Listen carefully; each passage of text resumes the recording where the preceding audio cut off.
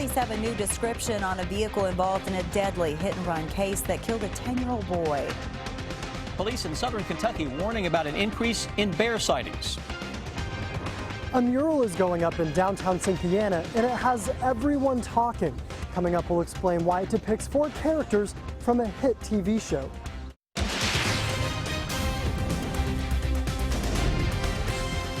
This is WKYT News at 5:30. Good evening. It's been 10 days and police still have very little information in their search for a driver who hit and killed a young boy in southern Kentucky. 10-year-old Stanley Turner was killed last week on Rock Lick Creek Road in rural Pulaski County. Police now have a new vehicle description they hope gives them answers. WKYT's Phil Pendleton has the update on the investigation in our top story at 5:30. Most of the time, Rock Lick Creek Road looks just like this, without any cars. In fact, when driving more than 2 miles of it Thursday, I didn't see any other cars or trucks. There's not a lot of traffic. It's a gravel road, of course, not used much except by the locals in that area. So that's why we're in hopes that this Ohio plate might be more recognizable or bring back the memory of some of the individuals in that area as to who that might be. Police say investigators from 3 different agencies have all come up with the same vehicle description, a small, medium to dark colored blue hatchback style car with Ohio plates, driven by a woman. Could be back in Ohio. We're in hopes, though, that that will make it stand out. Police say at this point, this driver, this person they are looking for, is only a person of interest, not necessarily a suspect. Stanley Turner was killed when police say he was hit by the car after he had gotten separated from his older brother. The incident happened about 7:30 on the night of Monday, June 20th. Yes, since it's a 10-year-old, it just breaks everybody's heart. And this family certainly needs closure for this. The road is only about 15 feet wide, and where Stanley was hit, there's a fence on one side and a steep embankment on the other. In Pulaski County, Phil Pendleton, WKYT. Police say charges against the driver who hit the boy will be based on the investigation and their interview with the suspect. The Menifee County Courthouse will remain closed tomorrow after a fire today. An employee saw smoke on the 2nd floor just before noon and called 911. When fire crews arrived, they found heavy smoke coming from a mechanical room, but they say the fire put itself out. There's no damage, no water was flowed, no extinguishers were used. The fire actually contained itself within the box that the fire started in. Officials at the courthouse say the building will stay closed through the holiday weekend for repairs to phone and computer lines. It will reopen on Tuesday. People in southern Kentucky, in a southern Kentucky community rather, are being warned about an increase in bear sightings. Our county-by-county coverage at 5:30 begins in Whitley County. The Whitley County Sheriff's Department is warning people not to approach bears or leave food out for them. They say bear sightings have been reported across the county in previous weeks, most recently along Eatontown Road in the Woodbine and Bee Creek communities. Over the past few weeks, bears have also been spotted by people in Pulaski and Boyle counties. In Boyd County, police are searching for 2 men wanted in connection with 3 different armed robberies. According to deputies, the first robbery happened about 10 Friday night at a gas station in Westwood. The second happened Saturday morning at another gas station in Grayson, and the third took place about an hour and a half after that. Police say they're looking for 2 men who appear to be in their 20s. They were last seen driving a gray silver Chrysler 200. And in Grayson County, 2 EMS workers who were hurt after a lightning strike have returned to work. The Grayson County Sheriff's Office says a paramedic and EMT were loading a patient Sunday afternoon after responding to a car crash when lightning hit their ambulance. The bolt of lightning knocked both men to the ground. They were treated and released from the hospital. Both were back at work today. June is ending with plenty of sunshine in the bluegrass, but we're seeing some chances for showers and storms throughout the holiday weekend. Let's check in with our chief meteorologist, Chris Bailey. Yeah, picture perfect out there again today, Sam, as we say goodbye June, get ready to say hello to July. Normally this time of year, you start to fry in July. That's not going to be the case, at least for the first week. We look outside now, 82 Lexington or Frankfort, both areas seeing a little more in the way of some clouds that are coming into town. 80 into Jackson, I think folks down there will take that. That London thermometer runs a few degrees warmer than everybody else. You see those high clouds that are streaming in Tell you, sunset lovers, for a lot of us, that should give us an absolutely gorgeous sunset. To the west, thunderstorms across parts of Missouri ramping up a little bit. A lot of that will decrease before it gets into Kentucky, but later tomorrow, that cold front that is on top of Omaha right now has a big push of milder air behind it, but that front will be on top of us, and that will likely give us at least a broken band of some showers and storms, especially tomorrow afternoon and heading into the evening hours. When I come back in a few minutes, we will talk about the storm chances that move in. 4th of July, we'll have some fireworks from Mother Nature as we get waves of thunderstorms to impact that holiday weekend forecast. Guys, we're going to break it all down for you in detail in just a few. Chris, thank you. This holiday weekend is expected to see a record number of drivers hit the road, and state police will be out in force. KSP will kick off their Drive Sober or Get Pulled Over campaign tomorrow. Police say there were 77 crashes in Kentucky last year because of drunk driving over the 4th of July holiday, resulting in 9 deaths and 43 injuries. Police are encouraging people to have a designated driver for their holiday celebrations. This is pretty impressive in your hometown. An international street artist is painting a massive mural in downtown Cynthiana based on a popular TV show. AMC's The Walking Dead is about the survivors of a world overrun by zombies. Is based on the comic book of the same name created by 2 men from Cynthiana. Mark Barber talked to the artist creating the mural. It's the story that's new at 5:30. Yeah, right now I'm fixing like some small details on Rick. Rick Grimes is one of the main characters in the hit TV show, The Walking Dead. His face is plastered on posters and t-shirts all over the world. And now it's on a wall in Cynthiana. I was kind of a little bit thinking about like, okay, it's a small town, painting something related with a horror movie. So that's why I decided not to put like any zombies on the wall. Instead of unleashing zombies on the wall behind the downtown opera house, Hodave, an international street artist, is bringing his favorite characters from the show to life. Rick, Carl, Michonne, and Daryl. The immensely popular TV series about a zombie apocalypse is the brainchild of 2 men who are from Cynthiana. So when the city's art council won a grant to start a mural series downtown, they called Hodave, and he jumped at the chance. I would say this is the biggest art project that's ever hit Cynthiana. I hope people will come and visit, drive by. The massive mural is already starting to draw people in. So is Hodave. Fans want his artwork, or at least his autograph. But be warned, just like the show, as much as you may love these characters, they aren't guaranteed to last. Wait like a couple years, and the mural will be not here anymore, won't be here anymore, because the paint will only last maybe between 5-10 years. In Cynthiana, Mark Barber, WKYT. And it is certainly the talk of town for sure. It will take a week, and get this, 150 spray cans to finish that mural.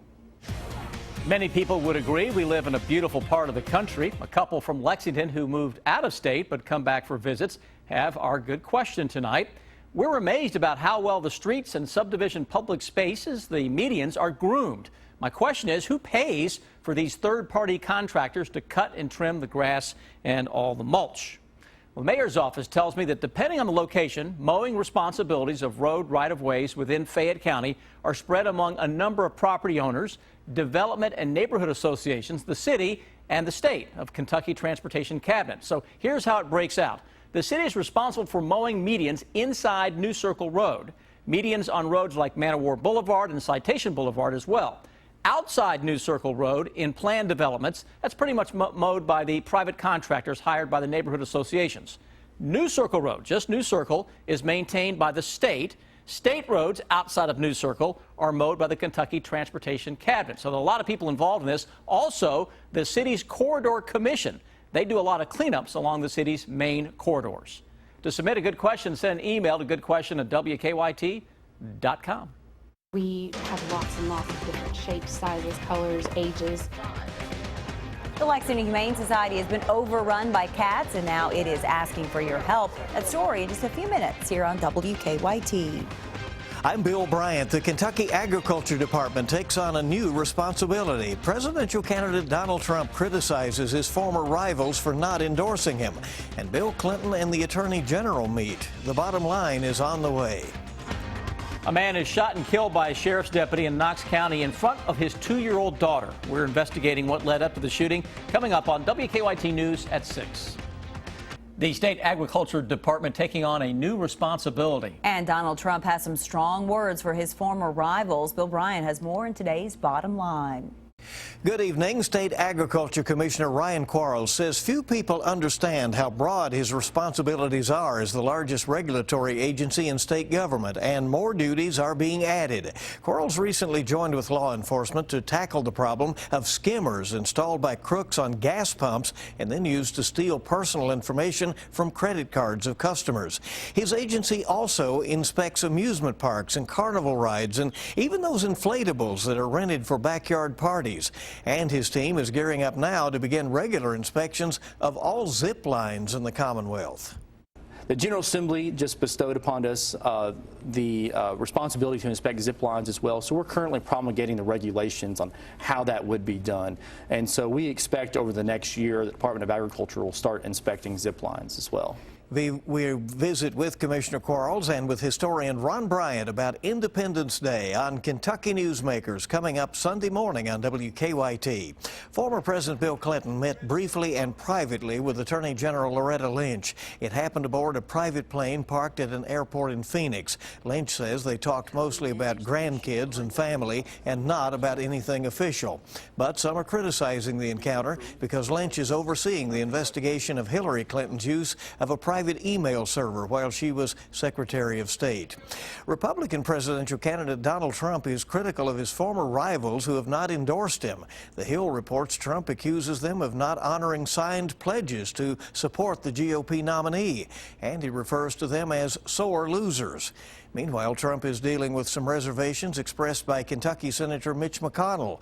The Senate Majority Leader says he has told Trump he needs to change his tone and stay on message if he wants to be a credible fall candidate. 2012 Republican presidential nominee Mitt Romney revealed today his family has been urging him to mount an independent campaign for the White House. He told Politico that one of his sons emailed him yesterday saying, "You've got to get in, Dad." At this point, Romney says he has decided against it. Bill Bryant, WKYT. If you're in the market for a feline friend, now could be the perfect time to adopt. The Lexington Humane Society is seeing an increase in cats. Since the shelter needs to find new homes for many of them, they're offering a deal. You can get kittens as low as about $39, while some adult cats cost as little as $1. All of our cats are fixed before they are put up for adoption. They're up to date on vaccinations, and we have lots and lots of different shapes, sizes, colors, ages. So we encourage you to come out and visit not only our kittens, but our adult cats. The Humane Society has locations on Old Frankfort Pike and at the Hamburg PetSmart. Now, your hour-by-hour forecast with Chief Meteorologist Chris Bailey.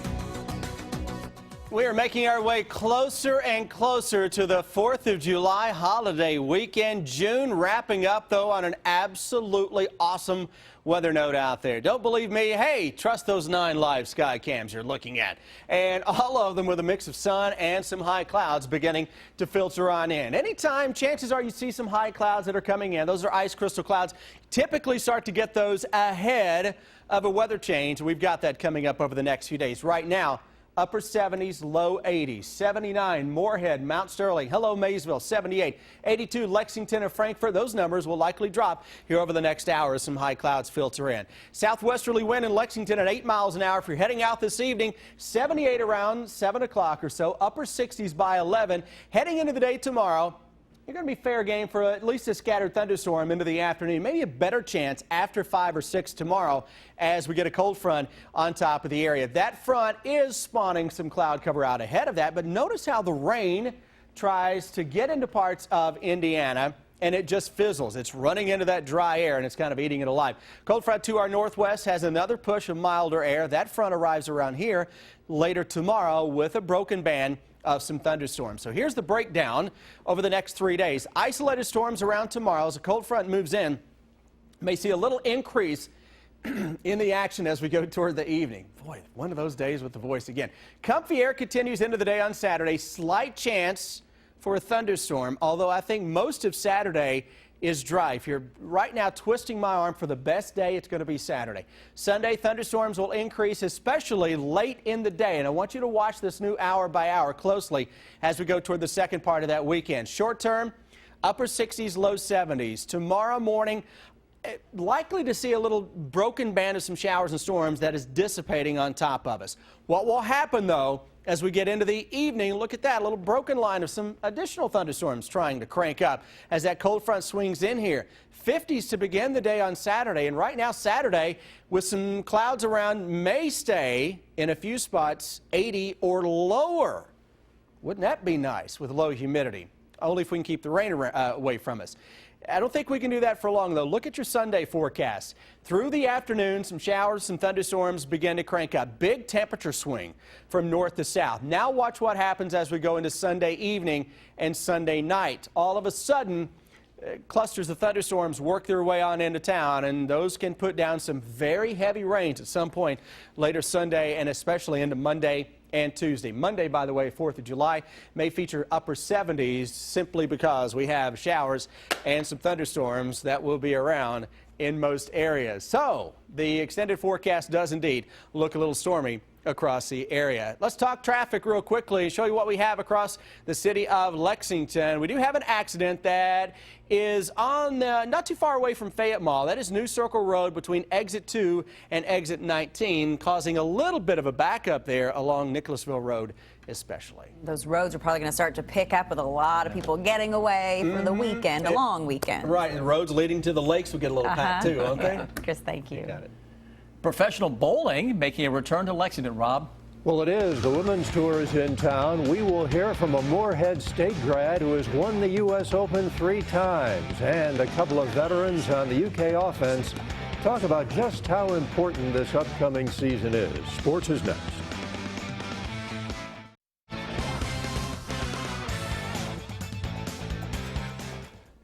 The Toronto Raptors are reportedly interested in acquiring Nerlens Noel from Philadelphia. The Raptors are said to be looking at Noel as a backup center.